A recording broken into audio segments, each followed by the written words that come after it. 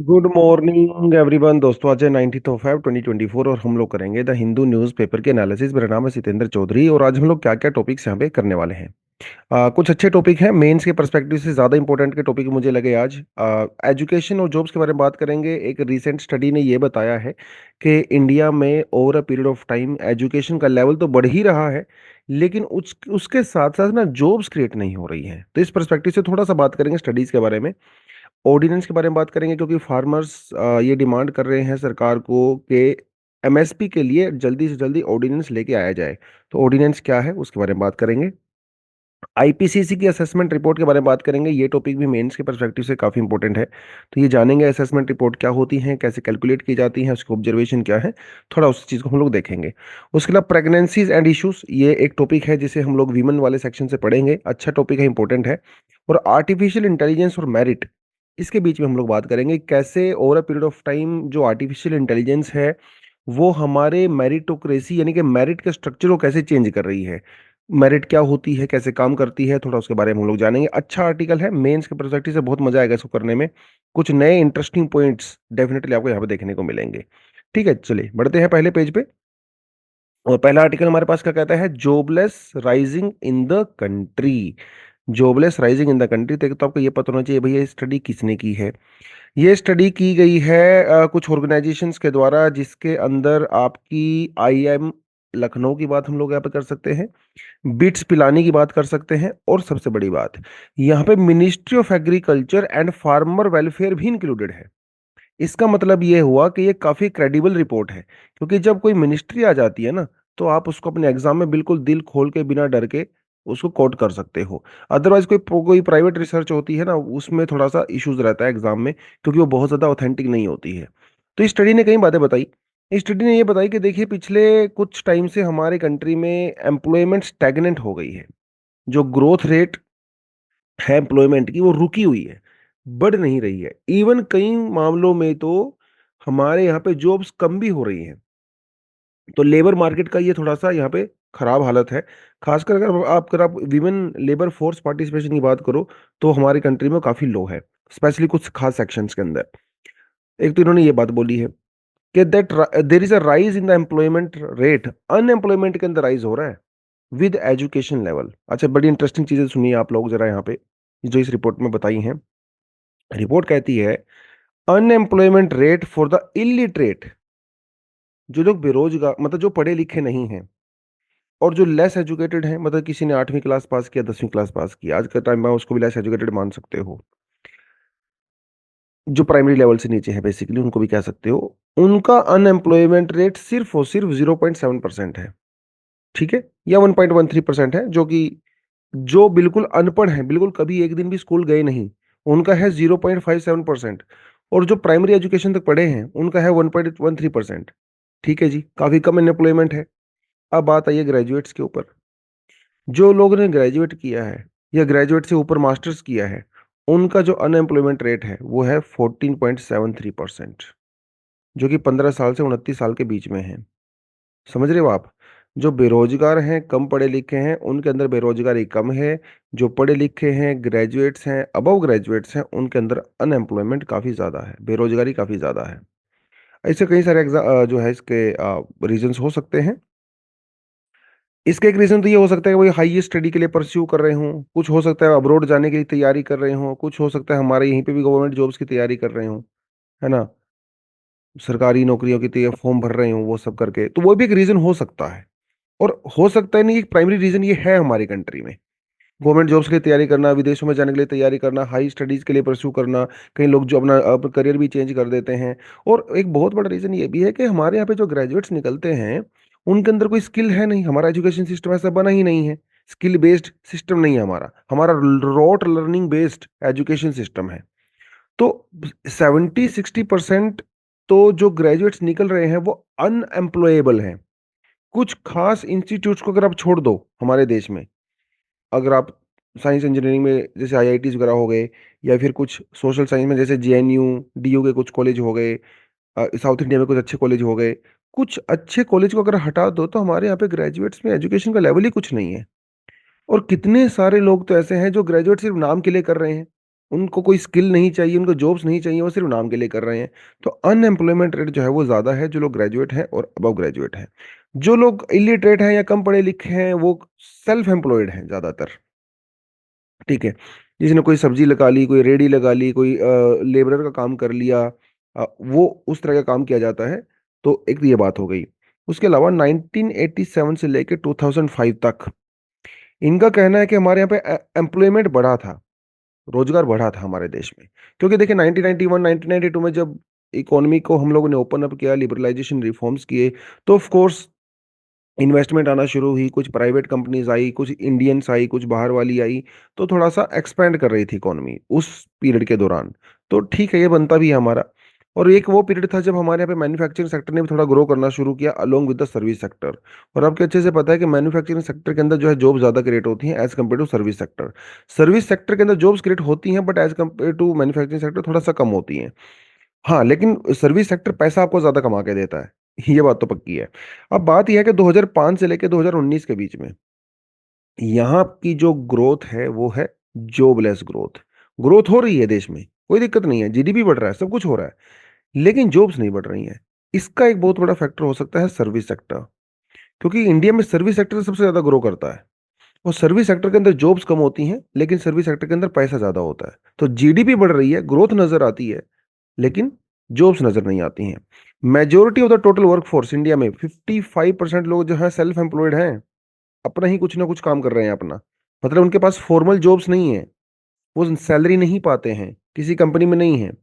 23% जो है irregular employment है, आज है कल नहीं है। जैसे एग्रीकल्चर लेबरर्स हो गए, ये जो है मतलब एक तरह से इर्रेगुलर ही है। 22% जो है कैजुअल एम्प्लॉयड है हमारे यहाँ पे, ठीक है। 23% जो है वो रेगुलर एम्प्लॉयमेंट, मतलब जैसे कोई भाई किसी मान लो आपको 5-6 महीने का कोई कॉन्ट्रैक्ट मिला हुआ है, ठीक है? आप किसी फैक्ट्री के अंदर काम कर रहे हो, उसके जैसा है। मोस्टली तो हमारे यहाँ पे जो है इनफॉर्मल सेक्टर में ही काम कर रहे हैं, इर्रेगुलर जॉब्स कर रहे हैं और नॉन कैजुअल एम्प्लॉयमेंट हमारे यहाँ पे है। वीवन जो वर्कफोर्स पार्टिसिपेशन रेट है, वो जो है it's almost 45% below that of the male counterpart. भाई ऑब्वियसली बात है, मेल के कंपैरिजन में तो वीमेन पार्टिसिपेशन कम ही है, क्योंकि जो हाउस वर्क करती हैं वाइफ्स, उनके काम को तो हम लोग as a labour force participation consider कर ही नहीं रहे हैं जीडीपी के परस्पेक्टिव से, राइट? हालांकि वो बहुत इंपॉर्टेंट काम है, बट फिर भी फॉर्मल तरीके से वो नहीं हो रहा है। तो ये कुछ कुछ चीज़ें जो है इन्होंने बताई है यहाँ पे इसके बारे में, ठीक है। चलो नेक्स्ट आर्टिकल भी हम लोग जाएं, तो नेक्स्ट आर्टिकल बात करता है प्रेगनेंसीज की बात करता है कि हमारे कंट्री में जो है प्रेगनेंसी वो थोड़ा रिस्क पे है, ठीक है। Nearly 50% of pregnancy in India are high risk. मतलब हाई रिस्क का मतलब ये होता है कि ये वो तरह की प्रेगनेंसी हैं जिनके अंदर आप ये समझ लीजिए कि मिसकैरेज के चांसेस बढ़ जाते हैं, या फिर जब डिलीवरी होती है बेबी की, तो वहां पे कॉम्प्लिकेशन के चांसेस बढ़ जाते हैं। मदर की जो सेफ्टी है वो कंसर्न्स होते हैं, जो पेट में जो बेबी है उसकी सेफ्टी को लेके कंसर्न्स होते हैं, उसकी हेल्थ को लेके कंसर्न्स होते हैं। तो ये मतलब होता है हाई रिस्क का। तो एक स्टडी की गई है journal of the global health के द्वारा, researchers from the ICMR, national institute for the research and reproductive and the child health care इन मुंबई। तो ये भी एक आप कह सकते हो एक तरह से डिसेंट स्टडी है। इसको आप ऐसे क्रेडिबल स्टडी के तौर पे लेके एग्जाम में इसको मेंशन कर सकते हो एज एन एग्जांपल। तो स्टडी क्या कह रही है, 24,000 प्रेग्नेंट वीमेन के ऊपर ये स्टडी की गई है, जिसमें ये पाया गया है कि 49.4% वीमेन जो है वो हाई रिस्क पे हैं। मेन फाइंडिंग इन्होंने क्या की है, मेन फाइंडिंग किया था proportion of the multi high risk was higher among women with no education category. ये बड़ा इंपॉर्टेंट पॉइंट है, ठीक है। अगर आप एजुकेटेड वीमेन को कंसिडर करते हो नॉन एजुकेटेड वीमेन के साथ, तो 22.5% रिस्क ज्यादा है जो कि नॉन एजुकेटेड है, पढ़ी लिखी नहीं है। हाई रिस्क प्रेगनेंसी का सबसे ज़्यादा जो खतरा है, वो आपका है मेघालय में, मणिपुर, मिज़ोरम, तेलंगाना, और सबसे जो लोएस्ट है वो है सिक्किम, ओडिशा और छत्तीसगढ़, ठीक है, इस रिपोर्ट ने कहा। तो कौन से ऐसे फैक्टर हैं जिसकी वजह से प्रेगनेंसी हाई रिस्क हो जाती है? ये बड़ी इंपॉर्टेंट पॉइंट है ना। जैसे पहली बात तो जो अडोलेसेंट वीमेन होती हैं, जिनकी शादी 15 से 17 साल के बीच में हो जाती है, तो ऑफ कोर्स वो हाई रिस्क पे होती हैं, क्योंकि वो मेंटली और फिजिकली उतना मैच्योर नहीं होती हैं। अब उनको बच्चा भी पैदा करना है तो डेफ़िनिटली हाई रिस्क होता है। यस। या फिर ऐसी वीमेन जो 35 ईयर से ज़्यादा हैं, उनका हाई रिस्क होता है। क्योंकि प्रेगनेंसी का ना बायोलॉजिकल क्लॉक होता है। उस बायोलॉजिकल क्लॉक के अंदर आप एक हेल्दी बेबी को जन्म दे सकते हो अगर आप 30 के आस-पास हो। 30 से प्लस जैसे ही आप जाते हो तो प्रेगनेंसी आपकी हाई रिस्क पे होना शुरू हो जाती है। क्योंकि आपके अंदर जो एग्स हैं वो कम बनने शुरू हो जाते हैं, बॉडी जो है वो उतनी ज़्यादा जो है हेल्दी नहीं रह पाती, एक्टिव नहीं रह पाती है। There can be so many factors biologically. तो एक तो 35 ईयर से अगर आप ज़्यादा हो, 15 से 17 साल की एज कम है तो आप हाई रिस्क पे हो। अगर किसी वीमेन की हाइट जो है वो 140 सेंटीमीटर से कम है, हाइट अगर कम होती है तो उसका भी फ़र्क पड़ता है क्योंकि आपके पेल्विस का साइज़ कम होता है और बेबी को डिलीवरी करने में दिक्कत आ सकती है। अगर आपका हाई बॉडी मास इंडेक्स है जो 30 से ऊपर है, मतलब अगर आप ओबीज़ हो, मोटापा कुछ ज़्यादा ही है, तो उस केस में भी ये हो सकता है। जेस्टेशन वेट गेन अगर आपने 7 टू 11 केजी किया है या 5 टू 9 केजी अगर आपने किया है ओबीज़ वीमेन में, मतलब क्या होता है ना, जब बेबी पेट में होता है तो जो मदर्स होती हैं, उनका वेट बढ़ जाता है ऑफ कोर्स, ठीक है? उस केस में अगर कोई ओबीज़ वीमेन पहले से ही थी और उसका वेट अगर 5, 6, 7 केजी बढ़ रहा है, तो वो हाई रिस्क पे है। आम अगर कोई वीमेन है, ठीक है? तो अगर वो 7 टू 11 केजी वेट गेन करती है, तो वो भी थोड़ा हाई रिस्क पे यहाँ पे हो सकता है। मतलब प्रेगनेंसी के दौरान बहुत ज़्यादा वेट गेन नहीं करना चाहिए, इनका कहने का मतलब ये है। उसके अलावा अगर कोई वीमेन जो है टोबैको कंज़्यूम कर रही है, जर्दा, बीड़ी, पान मसाला वो सब खा रही है, अगर वो अल्कोहल कंज़्यूम कर रही हैं, तो ये भी काफ़ी हाई रिस्क वाला फैक्टर यहाँ पे होता है। अगर किसी वीमेन ने पहले ही 5 बच्चे पैदा किए हैं, ठीक है? और अगर वो और ज़्यादा बच्चे प्लान कर रही है, तो डेफ़िनिटली वो हाई रिस्क पे आपका हो सकता है। ऐसी महिलाएँ जिनके बीच में बच्चों का गैप बहुत कम होता है, मतलब 1 साल में आप बच्चा पैदा कर रहे हो, ठीक है? उस केस में भी रिस्क हो सकता है या फिर बहुत ज़्यादा इंटरवल होता है, एक बच्चे के बीच में, दूसरे बच्चे के बीच में। अगर 59 मंथ, मतलब आप ये समझ लीजिए कि अगर साढ़े 4-5 साल या उससे ज़्यादा का गैप है 2 बच्चों के बीच में, तो वो भी डेंजरस है और अगर बहुत कम गैप है, तो वो भी डेंजरस हो सकता है। ठीक है? तो काफ़ी ज़्यादा रिस्क यहाँ पे होता है, जैसे मिसकैरेज हो सकता है, अबॉर्शंस वाले रिस्क आपको लेने पड़ सकते हैं, स्टिल बर्थ बेबी हो जाते हैं, 9 महीने से पहले ही बेबी हो जाता है, 6 महीने में, 7 महीने में, वो सबसे इश्यूज़ यहाँ पे हो जाते हैं, प्री टर्म डिलीवरीज़ हो जाती हैं। ये कुछ हाई रिस्क यहाँ पे हैं। अब इसको थोड़ा-सा समझने के लिए आपको 2-3 जो है कॉन्सेप्ट यहाँ पे थोड़े-थोड़े से समझने पड़ेंगे। जैसे आपने एक कॉन्सेप्ट सुना होगा जिसे हम लोग कहते हैं आईएमआर, है ना? Infant mortality rate. तो ये तो बड़ी चिंता का विषय है। एक होता है हमारे पास एमएमआर, मैटरनल मोर्टेलिटी रेट, ठीक है? आईएमआर का मतलब होता है कि इन्फैंट मोर्टेलिटी रेट, मतलब जब कोई कोई बेबी होता है, ठीक है? उस बेबी की अगर डिलीवरी के दौरान कॉम्प्लिकेशन की वजह से डेथ हो जाती है विदिन 28 डेज़, ठीक है? या फिर विदिन 1 ईयर, क्योंकि 1 ईयर तक का बच्चा भी इन्फेंट ही होता है। एक इसका कॉन्सेप्ट है नियोनेटल, बोलते हैं उसको नियोनेटल। नियोनेटल में आप 28 डेज़ जो है कंसिडर करते हो और वहाँ पे 1 ईयर कंसिडर करते हो। एमएमआर का मतलब ये होता है कि अगर 1 लाख महिलाओं में से कितनी महिलाएँ प्रेगनेंसी के दौरान या उससे जुड़ी हुई कॉम्प्लिकेशंस की वजह से उनकी डेथ हो जाती है, तो उसे एमएमआर कहते हैं। क्योंकि देखिए अगर ये और ऑफ कोर्स ये हमारे देश में जो है धीरे-धीरे कम हो रहा है क्योंकि हेल्थ फैसिलिटीज़ जो हैं वो धीरे-धीरे बढ़ रही हैं, एक्सेस बढ़ रहा है। जो जो कॉन्ट्रासेप्टिव्स हैं उनका एक्सेस बढ़ रहा है। कम तो हो रहा है हमारे देश में नो डाउट और सस्टेनेबल डेवलपमेंट गोल भी हम लोग अचीव करने की कोशिश कर रहे हैं इस सेक्शन में। बट फिर भी अभी भी बहुत सारी वीमेन जो है इंडिया में वो हाई रिस्क पे हैं।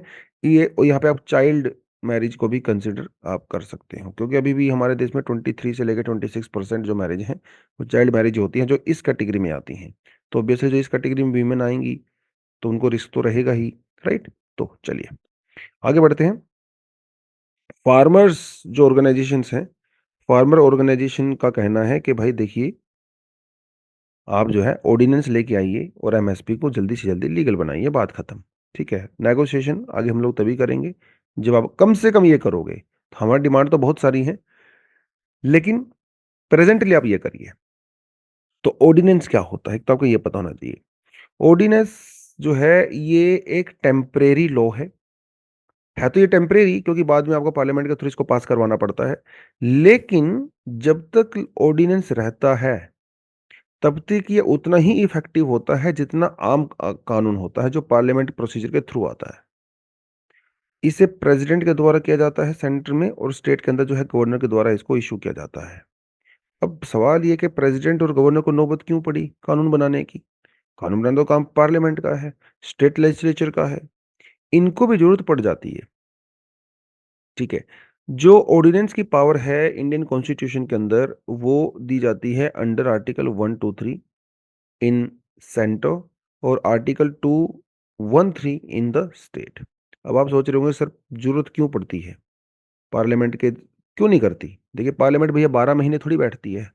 हर महीने, हर रोज़ थोड़ी पार्लियामेंट बैठती है ना? कभी मानसून सेशन हो उसके बाद खत्म हो जाती है, बजट सेशन होता है खत्म हो जाती है, विंटर सेशन होता है खत्म हो जाती है। तो जब पार्लियामेंट सेशन में नहीं होती है और कोई ऐसा मुद्दा आ जाए देश के सामने जिसमें अर्जेंट नीड है उसको एड्रेस करने की, तो उस केस में ऑर्डिनेंस लेके आया जा सकता है। जैसे इस समय एमएसपी की अगर आप बात करें, तो ये एक अर्जेंट नीड है, किसानों को लग रही है कि अर्जेंट नीड है और अगर सरकार को भी लगे कि अर्जेंट नीड है, तो इसके लिए डेफिनिटली ऑर्डिनेंस आ सकता है। यस, द प्रेसिडेंट और the governor on the advice of council of minister can promulgate मतलब उसको स्टार्ट कर सकते हैं, इनिशिएट कर सकते हैं ordinance to enact a law that has the same effect as act. ये मैंने आपको पहले ही बताया। ये जो ऑर्डिनेंस होता है of course council of minister की एडवाइस पे ही काम करना पड़ता है। प्रेसिडेंट हो चाहे गवर्नर हो, वो तो उनकी मजबूरी है, मैंडेटरी है। तो ये जो काउंसिल ऑफ मिनिस्टर की एडवाइस पे कोई ऐसा ऑर्डिनेंस लेके आया जाता है, उसका उतना ही इफेक्ट होता है जितना कि एक कानून का होता है जो पार्लियामेंट या लेजिस्लेचर के थ्रू आता है। लेकिन ये ऑर्डिनेंस आप हमेशा नहीं चला सकते, ठीक है। Ordinance must be approved by the parliament और state legislature within a specific period of time. अगर ऐसा होता, मतलब अगर ऐसा नहीं होता, तो फिर सरकार ऑर्डिनेंस ही बनाती रहती। क्या जरूरत थी पार्लियामेंट की? क्या स्टेट लेजिस्लेचर की रिक्वायरमेंट थी? अरे ये तो जो प्रोविजन है भैया वो सिर्फ इमरजेंसी के लिए है, जब आप सेशन में नहीं हो। जैसे ही आप सेशन में आओगे, आप उसको प्रपोजल लेके आइए, पार्लियामेंट के अंदर वोटिंग करवाइए, लेजिस्लेचर के अंदर वोटिंग कराइए, उसको पास करिए अगर होता है तो, राइट? तो ये जो पावर है ऑर्डिनेंस वाली, वो बहुत रेयरेस्ट ऑफ रेयर केसेस में यूज की जानी चाहिए, इमीडिएट बेसिस पे की जानी चाहिए। नॉर्मल हालात के अंदर आप ऑर्डिनेंस नहीं कर सकते हो। और इस समय क्या हालत है, नॉर्मल है? बिल्कुल भी नहीं है। किसान जो है वो सड़कों पे हैं, लाठीचार्ज हो रहे हैं, बीमार हो रहे हैं, वायलेंस भी हो रहा है कहीं ना कहीं। यस, तो सिचुएशन इस समय थोड़ी इमरजेंसी वाली है, तो ये यहाँ पे हो सकता है कोऑर्डिनेट सरकार लेके आए, अगर लेके आना चाहेगी तो, तब की बात है। अब सवाल ये है कि कोर्ट इसमें क्या करेगा? देखिए नॉर्मल जो कानून पास होते हैं, जैसे अभी हम लोगों ने देखा था, ठीक है, इलेक्टोरल बॉन्ड हमने देखा था ना अभी। तो इलेक्टोरल बॉन्ड को अनकॉन्स्टिट्यूशनल डिक्लेयर कर दिया है सुप्रीम कोर्ट के द्वारा, क्योंकि सुप्रीम कोर्ट के पास ये पावर है जिसे हम लोग कहते हैं जुडिशियल रिव्यू। तो कोई भी कानून सरकार या स्टेट के द्वारा पास किया जाता है, तो कोर्ट के पास पावर होती है उसको रिव्यू करने की, कि भैया क्या वो हमारे फंडामेंटल राइट कॉन्स्टिट्यूशन के अकॉर्डिंग है या नहीं है। अगर नहीं है तो उसको हम लोग हटा देंगे। तो क्योंकि ऑर्डिनेंस कानून के जैसा ही होता है, कानून के बराबर ही होता है जब तक वो इम्प्लीमेंट रहता है, इसका मतलब ऑर्डिनेंस के ऊपर भी जुडिशियल रिव्यू वाला जो प्रोविजन है वो लागू होगा। And a court can strike down an ordinance if it is found to be unconstitutional और beyond the scope of the power conferred by the constitution. अगर कोर्ट को ऐसा लगता है कि ये पावर से ज्यादा, हद से ज्यादा जो है वो स्टेट या सेंटर जो है वो काम कर रहा है, इनके पावर में नहीं है, तो उसके केस में हटाया जा सकता है ऑर्डिनेंस। कोई ऐसी बड़ी बात नहीं है ऑर्डिनेंस को हटाने में, ठीक है। और सुप्रीम कोर्ट ने कई सारे जजमेंट दिए हैं ऑर्डिनेंस के केसेस में, ठीक है। RC Cooper case 1970, DC Wadhwa case 1987, Krishna Kumar Singh case 2007, ठीक है।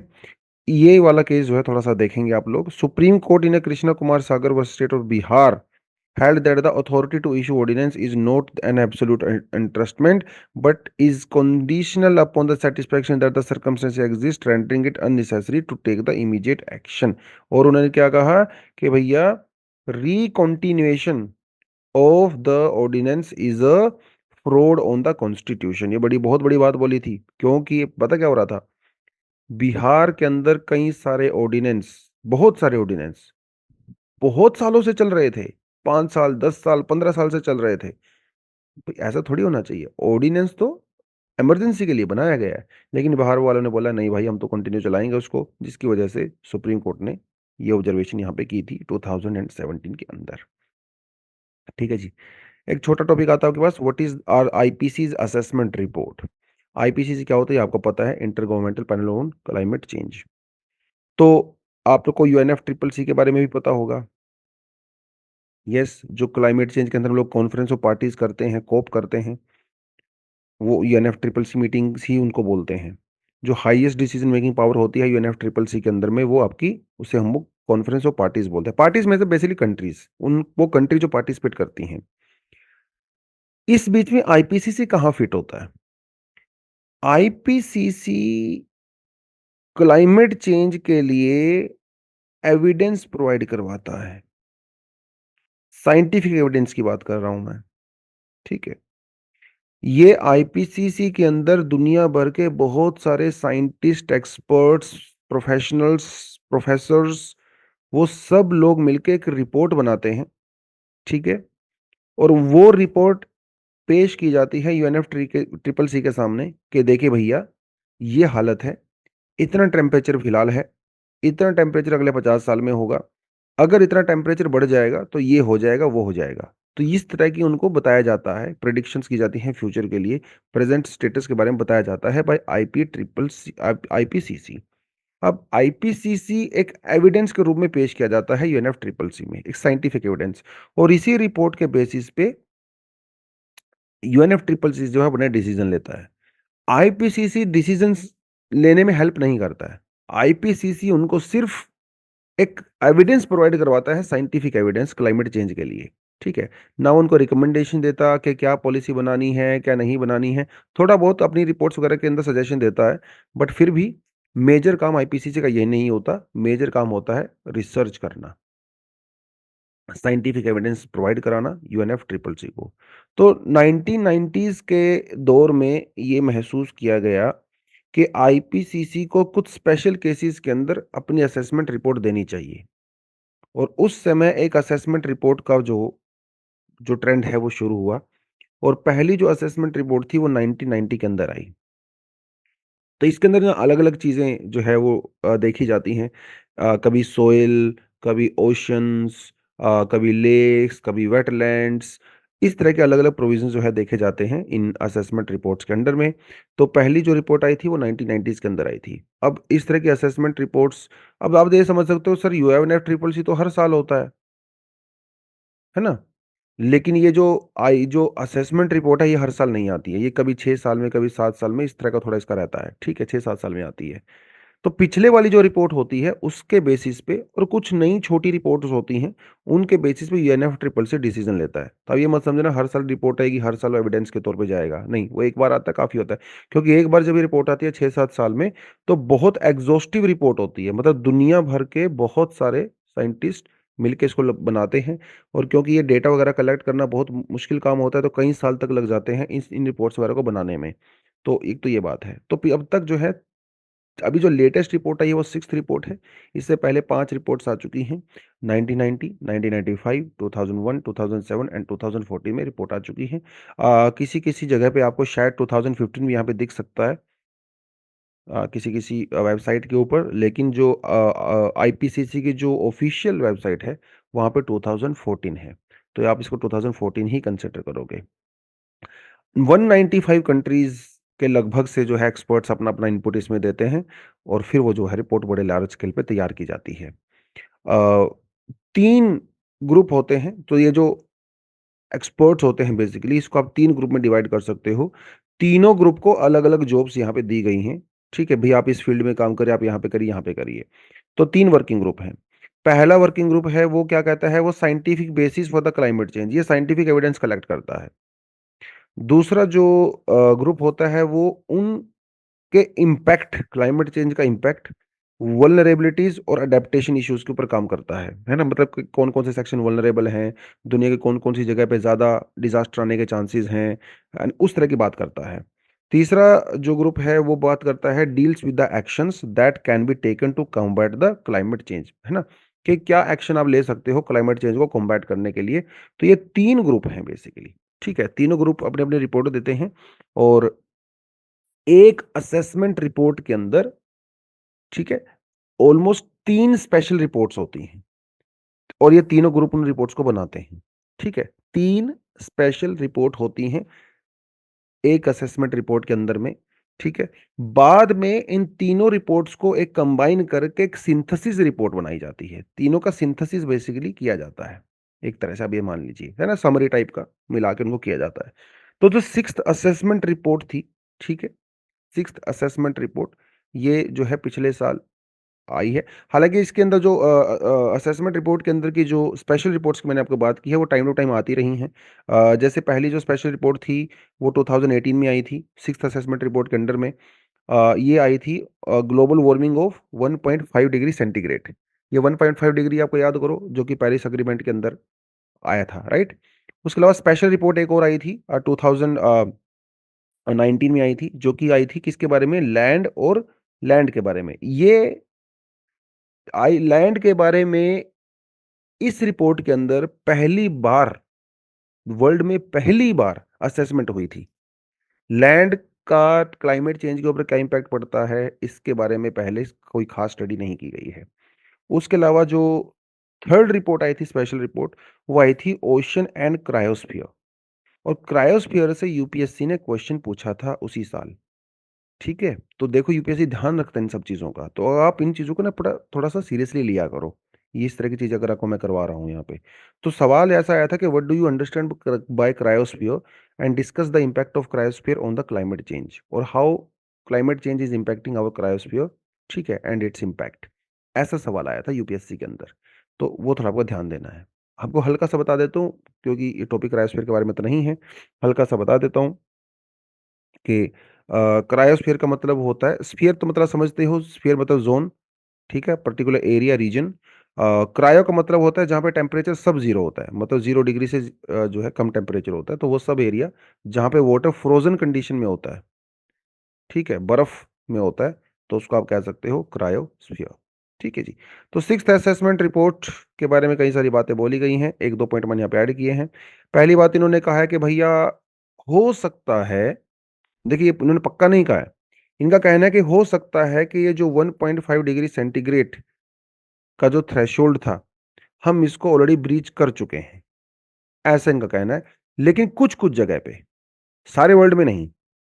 और 50% चांसेस हैं कि पूरी दुनिया में ये जो 1.5 डिग्री सेंटीग्रेड का जो थ्रेशोल्ड है, हम इसे हो सकता है 2040 तक भी ब्रीच कर देंगे। और पेरिस में हम लोगों ने ये कहा था कि किसी भी हालत में 2 डिग्री सेंटीग्रेड से ज़्यादा टेम्परेचर नहीं होना चाहिए from pre industrial era. Pre industrial मतलब अरे आप 1850 कंसीडर कर रही है यहाँ पे, ठीक है? 1850। और बेस्ट केस सिनेरियो में 1.5 डिग्री सेंटीग्रेड के लिए हम लोग कोशिश करेंगे। 2050 तक हम लोग दुनिया में नेट ज़ीरो अचीव करेंगे। मतलब जितना CO2 हम लोग ऐड करेंगे एटमॉस्फेयर में, उतना ही CO2 को रिमूव करेंगे भैया। ना लेनी, ना देनी, नेट ज़ीरो हम लोग अचीव करेंगे। ठीक है। और इन्होंने कहा कि भैया दुनिया भर में अभी तक जो फाइनेंशियल फ्लो हो रहा है, मतलब जो फाइनेंशियल एड वगैरह दी जाती है क्लाइमेट चेंज को लेके, वो इनसफिशिएंट है। और ज़्यादा हेल्प करने की यहाँ पे ज़रूरत है। इंडिया के बारे में कई सारी बातें यहाँ पे बोली गई है कि India has many such examples of maladaptation resulting in the vulnerable communities becoming more helpless to the impact of the climate change. मतलब इंडिया को भी जितना करना चाहिए क्लाइमेट चेंज को लेके हम लोग नहीं कर रहे हैं। कई ऐसे मैल एडेप्टेशन हम लोग कर रहे हैं। कई ऐसी पॉलिसीज़ हम लोग बना रहे हैं जो कि प्रॉपर क्लाइमेट चेंज के ऊपर फोकस्ड नहीं है। तो मैल एडेप्टेशन मतलब क्या होता है? Maladaptation defined as the change in the nature और human systems that inadvertently increases vulnerability to the climate stimuli. मतलब आप ऐसा बात जैसे डिफॉरेस्टेशन का एग्ज़ाम्पल ले सकते हो, है ना? क्योंकि इंडिया एक डेवलपिंग कंट्री है, वो तो बहुत सारी इंडस्ट्री हमारे यहाँ पे लगाई जाती है, डिफॉरेस्टेशन होता है, पॉपुलेशन धीरे-धीरे बढ़ रही है, जिसकी वजह से जो सिटीज़ में पहले वेटलैंड्स हुआ करती थी, जो लेक्स वगैरह हुआ करती थी, वाटर बॉडीज़ थी, उनको जो है उनके ऊपर एंक्रोचमेंट चल रहा है। इन सारी चीज़ों की वजह से जो कुछ कम्युनिटीज़ हैं स्पेशली, ठीक है? वो उनके ऊपर नेगेटिव इम्पैक्ट होता है, ऐसा इस रिपोर्ट के अंदर कहा गया है। सी लेवल जो है वो धीरे-धीरे बढ़ रहा है अनफॉर्चुनेटली। और ओडिशा को कहा गया है कि इंडिया का सबसे ज़्यादा क्लाइमेट प्रोन स्टेट है। तो ओडिशा के साथ ना 2-3 चीज़ें हो रही हैं। एक तो क्लाइमेट प्रोन वैसे ही है, साइक्लोन प्रोन, सबसे ज़्यादा साइक्लोन यहीं पे हिट होते हैं अनफॉर्चुनेटली। दूसरा, उसका जो इकोनॉमिक जो स्टेटस है वो भी उतना अच्छा नहीं है। तो पुअर कम्युनिटीज़, ट्राइबल कम्युनिटीज़ काफ़ी ज़्यादा हैं ओडिशा के अंदर। तो दोनों तरफ से यहाँ पे मार पड़ रही है, ठीक है? और दूसरा जो है मैल एडाप्टेशन हम लोग कर रहे हैं, डिफॉरेस्टेशन अलग से कर रहे हैं, तो थोड़ा बहुत प्रोटेक्शन नेचर ने दिया था वो भी नहीं हो पा रहा है। तो ये सारी चीज़ें यहाँ पे हो रही हैं, तो इस रिपोर्ट के अंदर ये कहा गया है। तो जितनी बात मैंने आपको बताई है, यहाँ से एक डिसेंट सा क्वेश्चन आपका आराम से बन सकता है, ठीक है? जैसे अगर आप लिखना चाहो क्वेश्चन तो आप ये लिख सकते हो। What do you understand by assessment report of IPCC, discuss its observation and suggest how to deal with the problem of climate change। तो ये मैं 250 वर्ड्स में डाल देता हूँ यहाँ पे, ठीक है? 15 मार्क्स। थोड़ा बेसिक आंसर है, क्वेश्चन है, बिल्कुल लिखने के लिए आपको काम आएगा। चलिए जी, अब बढ़ते हैं आज के एडिटोरियल पे, और एडिटोरियल थोड़ा-सा मज़ेदार लगा मुझे अपने पर्सनल लेवल पे भी, और आपको भी अच्छा लगेगा। देखिए, जब हम लोग इंडिया में रिज़र्वेशन की बात करते हैं, है ना? तो कुछ लोग कहते हैं कि अरे ये रिज़र्वेशन तो नहीं होना चाहिए। ऐसा बहुत सारे लोग आपको कहते हुए सुनेंगे, और उनका आर्गुमेंट ये होता है कि मेरिट बेस्ड होना चाहिए सोसाइटी, मेरिट बेस्ड होनी चाहिए, रिजर्वेशन बेस्ड नहीं होनी चाहिए। कि आपने एग्जाम ने दिया, पेपर दिया, ठीक है, आपके नंबर आए, उनके नंबर के बेसिस पे आपका सिलेक्शन होना चाहिए। आप मेडिकल में जाओगे, इंजीनियरिंग में जाओगे, जहां भी जाओगे, आपकी कास्ट के बेसिस पे, आपकी कम्युनिटी के बेसिस पे आपका सिलेक्शन नहीं होना चाहिए। इससे क्वालिटी हैम्पर होती है। ये एक बहुत स्ट्रॉन्ग आर्गुमेंट दिया जाता है। इसे मेरिटोक्रेसी कहते हैं बेसिकली, ठीक है? कि जब मेरिट डोमिनेट करती है, मेरिट बेस्ड सोसाइटी होती है, उसे मेरिटोक्रेसी कहते हैं। लेकिन यहां पे मेरिटोक्रेसी के अगेंस्ट में भी बहुत सारे आर्गुमेंट्स हैं, ठीक है? तो मेरिटोक्रेसी का बेसिकली मतलब क्या होता है, जैसे कि मैंने आपको बताया, इसमें जो इंडिविजुअल्स होते हैं उनको रिवॉर्ड दिया जाता है उनकी एबिलिटी के बेसिस पे, उनकी अचीवमेंट के बेसिस पे, उनके हार्ड वर्क के बेसिस पे। और ये कहा जाता है अगर आप हार्ड वर्क करोगे आपको मिलेगा, नहीं हार्ड वर्क करोगे तो नहीं मिलेगा, आप डिजर्व नहीं करते हो। सोशल स्टेटस आपका क्या है, बैकग्राउंड आपकी क्या है, उसके बेसिस पे आपको जज नहीं किया जाएगा, ठीक, उसके बेसिस पे आपको कोई भी बेनिफिट नहीं मिलेगा, मेरिट के बेस पे मिलेगा। ऐसे आर्गुमेंट दिए जाते हैं, और इनके अगेंस्ट में और इनकी फेवर में बहुत सारे इतिहास में आर्गुमेंट दिए गए हैं। उसके बारे में हम थोड़ा थोड़ा बात करेंगे, फिर हम लोग आर्टिफिशियल इंटेलिजेंस के ऊपर आएंगे। देखिए, एक बहुत बड़े ब्रिटिश सोशलिस्ट सोशलिस्ट रहे जिनका नाम था यंग। इनका कहना था कि भाई, बहुत बड़ी बात यह है कि अगर आप मेरिट बेस्ड सिस्टम बनाओगे, इससे समाज में और ज़्यादा स्ट्रैटिफ़िकेशन होगा। इससे समाज में और ज़्यादा लेयर्स बनेंगी। इससे समाज में और ज़्यादा जो है वो डिस्टर्बेंस होगा। जैसे अभी हम लोग के बीच कोई छोटी कास्ट, कोई बड़ी कास्ट, ऐसा लोग बोलते हैं, अमीर-गरीब ऐसा बोला जाता है।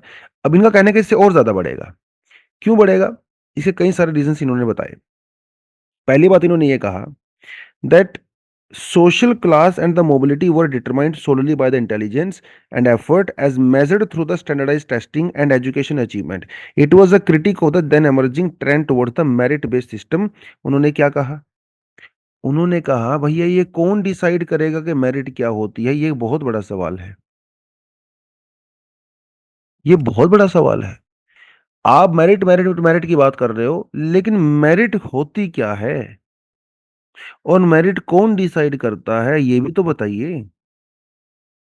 क्या मेरिट का मतलब ये है कि 4 किताबें पढ़ के रट्टा मार के एग्ज़ाम क्लियर कर दिया और वो मेरिट हो गई?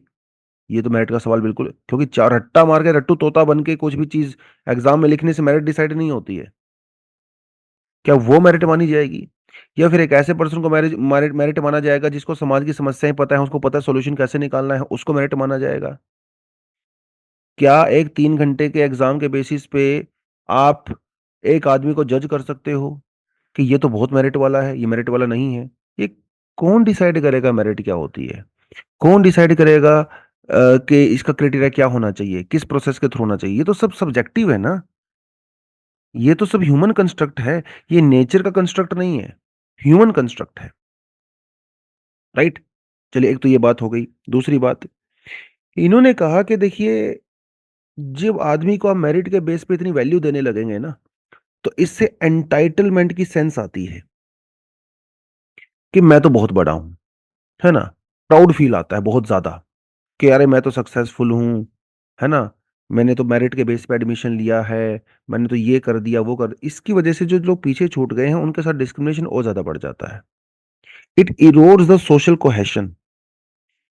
जब आप मेरिट को इतनी ज्यादा तवज्जो देने लगते हो जबकि पता भी नहीं है मेरिट क्या होती है एग्जैक्टली exactly। वो सिर्फ एक क्राइटेरिया हम लोगों ने बनाया, आप एग्जाम दीजिए और आप मेरिट में चले गए। लेकिन बहुत सारी कंट्रीज के अंदर ये फॉलो नहीं किया जाता। बहुत सारे समाज के अंदर ये सिस्टम है ही नहीं। और ट्राइबल कम्युनिटीज भी तो हैं, बहुत सारी ऐसी कम्युनिटीज भी तो जहाँ पे पढ़ाई वाला सिस्टम इतना है नहीं। वहां पे भी तो लोग मेरिट, कुछ किसी के अंदर मेरिट होती होगी ना, लेकिन वो तो एग्जाम बेस्ड नहीं होती है। तो वो देखा, वहां पे देखा जाता है कि समाज की जो समस्याएं हैं फिलहाल, जो चैलेंजेस हैं, उनको कोई आदमी कैसे सोल्व कर रहा है, उसका उसकी मेरिट से कोई लेना देना नहीं है। अब हो सकता है कोई इंसान बहुत अनपढ़ हो और वो कल को एक लीडर बन जाए, और लीडर बन के वो समाज की समस्याएं भी सोल्व कर सकता है, तो वो भी एक बहुत बड़ी मेरिट है ना? आप पढ़े लिख रहे हो, वो भी एक मेरिट है। एक आदमी बहुत अच्छा है एक गाड़ी के इंजन को समझने में, वो भी एक मेरिट है। तो मेरिट क्या डिसाइड होगी, कहाँ डिसाइड होगी, ये तो कोई नहीं है इसकी। उनके तो इन्होंने कहा कि इसमें ना पावर डायनामिक्स, समाज में जो इनक्वालिटी है वो और ज्यादा बढ़ जाएंगी। ठीक है। इससे होगा क्या, जो इलीट लोग हैं, जो बहुत अमीर लोग हैं, उनको तो बड़े मजे आ जाएंगे। अगर आप मेरिटोक्रेसी के बेस पे समाज बनाओगे, तो अमीर लोगों के उनके पास प्रिविलेज है। उनके बच्चे बढ़िया एजुकेशन लेंगे, अच्छे अच्छे कॉलेज में पढ़ेंगे, वो फिर उसी बेसिस पे डिसाइड होंगे, क्योंकि समाज में मेरिट का क्राइटेरिया ही वही है। तो ये हायरार्की डिवाइड बन जाएगी। अरे कम से कम हम रिजर्वेशन के थ्रू या सोशल हम लोग वेलफेयरिज्म के थ्रू निचले वाले समाज से कुछ लोग ऊपर आ तो रहे हैं। अगर मेरिट बेस्ड सोसाइटी बनाएंगे तो कोई नीचे से आ ही नहीं पाएगा, क्योंकि सारा अधिकार ऊपर ही हो जाएगा और ये सोशल हायरार्की बन जाएगी, परपेचुएट हमेशा के लिए हो जाएगा। लेकिन इसको हम लोग कैसे दिखा रहे हैं? फेयरनेस के लिए दिखा रहे हैं, न्यूट्रलिटी दिखा रहे हैं। ये तो सिर्फ दिखाने का तरीका है। पीछे पर्पस क्या है? प्रिविलेज को हमेशा के लिए कंटिन्यू रखना, ऐसा ये आर्टिकल क्लेम करता है। आप ऊपर से क्या दिखा रहे हो? अरे भाई, मेरिट के बेस पे एडमिशन लीजिए, मेरिट के बेस पे आपको सक्सेस सक्सेस मिलनी चाहिए, टैलेंट के बेसिस पे मिलनी चाहिए। लेकिन इसके पर्दे के पीछे क्या हो रहा है? एजुकेशन तो वही ले पा रहा है ना जिसके पास पहले से पैसा है, जिसके पास पहले से पावर है। तो उनके बच्चे तो उसे कंटिन्यू करेंगे, गरीब आदमी का बच्चा कंटिन्यू नहीं करेगा। ये सब दिक्कतें हैं मेरिट बेस को लेकर। और बाकी मैंने आपको बता ही दिया कि कौन डिफाइन करेगा मेरिट क्या होती है ना, ये सब चीजें करके। अब इनके बीच में आ गया है आर्टिफिशियल इंटेलिजेंस। इन सब के बीच में आ गया आर्टिफिशियल इंटेलिजेंस, जिसकी वजह से जो मेरिट वाली चीजें थी ना, ब्लर हो गई हैं। ये हो गई हैं ब्लर। कैसे ब्लर हो गई हैं? अब पहले हम लोग क्या कहते थे? पहले कहते थे भाई, ये जो क्रिएटिव काम है वो एक क्रिएटिव इंसान कर सकता है, मतलब जिसके अंदर मेरिट है, ऐसा कहते थे।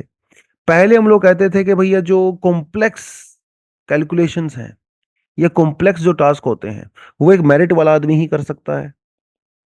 लेकिन अब तो ऐसा नहीं है।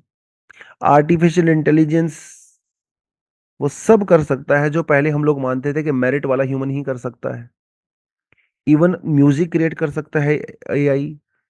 अब एक नया प्रोग्राम आया है चैट जीपीटी का, जिसे कहते हैं सोरा। ये वीडियो भी बना सकता है। अब मेरिट वाली कोई बात नहीं रही।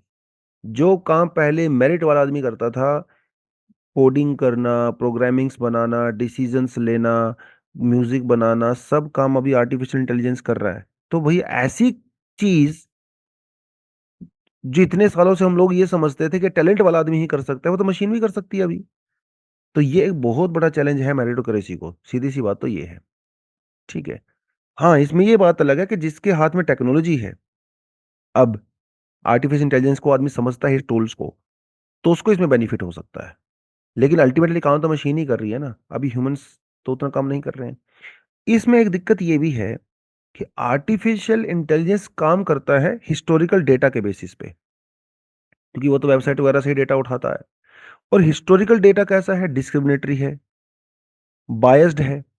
तो अगर हिस्टोरिकल बेसिस पे आर्टिफिशियल इंटेलिजेंस किसी को हायर करेगा, लो एनफोर्समेंट करेगा, कुछ लैंडिंग वगैरह करेगा, पैसा वैसा देगा, तो वो क्योंकि हिस्टोरिकल डेटा के बेसिस पे दिया जा रहा है तो उसके अंदर भी डिस्क्रिमिनेशन वगैरह हो सकता है। ये एक यहाँ पे बहुत बड़ा इशू है। और क्या इशू है यहाँ पे? मेडिकल, डॉक्टरी लाइन एक ऐसी है, मेडिकल लाइन एक ऐसी है जो कि माना जाता है कि हाईली स्किल्ड लोगों के पास होनी चाहिए। ठीक है? ब्यूरोक्रेसी चलो ठीक है, कोई बात नहीं। ब्यूरोक्रेसी में मान लोग ऐसा मानते हैं कि अगर रिजर्वेशन चल भी रही है, तो वो ठीक-ठाक काम कर सकता है। लेकिन मेडिकल प्रोफ़ेशन एक ऐसा है, जहाँ पे लोगों का कहना है कि यहाँ पे तो आदमी को मेरिट के बेसिस पे ही आना चाहिए, क्योंकि यहाँ पे आदमी की जीवन का सवाल है। लेकिन अब वो भी चेंज हो रहा है। आर्टिफ़िशियल इंटेलिजेंस ने पैंक्रियाज़ कैंसर 3 साल पहले ही प्रेडिक्ट कर लिया। काफ़ी सक्सेस रेट हाई है, एक डॉक्टर नहीं कर सकता। डॉक्टर कैंसर को 3 महीने पहले डिटेक्ट कर सकता है, ये आपको 3 साल पहले करके दे रहा है, तो ये तो बहुत बड़ी बात है ना। इससे क्या हो रहा है? इससे आप देखना फ्यूचर में जो हाई स्किल्ड जॉब्स थी डॉक्टरी की, वो भी डिस्प्लेस होने वाली हैं, वो भी डिस्प्लेस होने वाली हैं। हाई वेज जॉब, पहले लोग मानते थे कि आर्टिफिशियल इंटेलिजेंस से लो पेड जॉब्स के ऊपर इम्पैक्ट पड़ेगा, नहीं, हाई पेड जॉब्स, लॉयर्स जो होते हैं, जो बैंकिंग प्रोफेशनल्स होते हैं, डॉक्टर्स होते हैं, इनकी जॉब्स पे ज़्यादा इम्पैक्ट है। तो इससे होगा क्या?